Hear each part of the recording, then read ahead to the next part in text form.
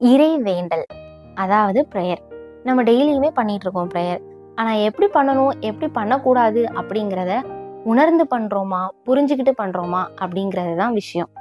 So எத்தனை பேர் இத்தனை நாளாக ப்ரேயர் எப்படி பண்ணணும் அப்படிங்கிறத தெரியாமல் பண்ணிட்டு இருக்கிறீங்களோ அவங்களுக்காக தான் இந்த வீடியோ. புதிய ஏற்பாட்டு மூலமாக கடவுள் நம்மக்கிட்ட இறைவேண்டல் அப்படிங்கிற விஷயம் எப்படி பண்ணணும் அப்படிங்கிறத சொல்கிறாரு. நம்ம எப்படி பண்ணக்கூடாது அப்படிங்கிறத முதல்ல தெரிஞ்சுக்கலாம். வெளிவேடக்காரர்களை போல நம்ம ப்ரேயர் பண்ணக்கூடாது. அவங்கெல்லாம் தொழுகை கூடங்கள்ல வெளியிலையும் வீதி ஓரங்கள்லையும் நின்றுட்டு மற்ற மக்கள் பார்க்கணும் அப்படிங்கிறதுக்காக ப்ரேயர் பண்றாங்க. ஸோ இப்படி ப்ரேயர் பண்றவங்களுக்கு கடவுள் தக்க கைமாறு கொடுத்து கொண்டே இருக்கிறாராம்.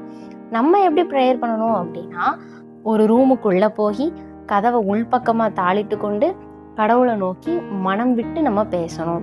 அப்போ மறைவாய் உள்ள எல்லாவற்றையும் காணக்கூடிய இறைவன் நம்மளுடைய உள்ளங்களையும் கண்டு நமக்கு ஏத்த கைமாறு நமக்கு கொடுப்பாரு.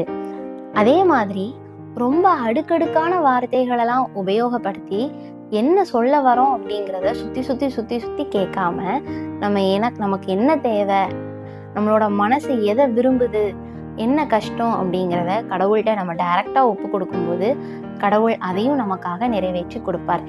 ஏன் அப்படின்னா, நம்ம என்ன கேட்க போறோம், நம்மளோட தேவை என்ன அப்படிங்கிறத கடவுள் ஏற்கனவே அறிவித்திருக்கிறார். ஸோ இனிமேல் இந்த மாதிரி உங்களோட ப்ரேயரை மாற்றிக்கோங்க. கண்டிப்பாக உங்களுடைய அனைத்து விண்ணப்பங்களும் கேட்கப்படும். உங்களோட அனைவருடைய கண்ணீரும் துடைக்கப்படும். ஆமென்.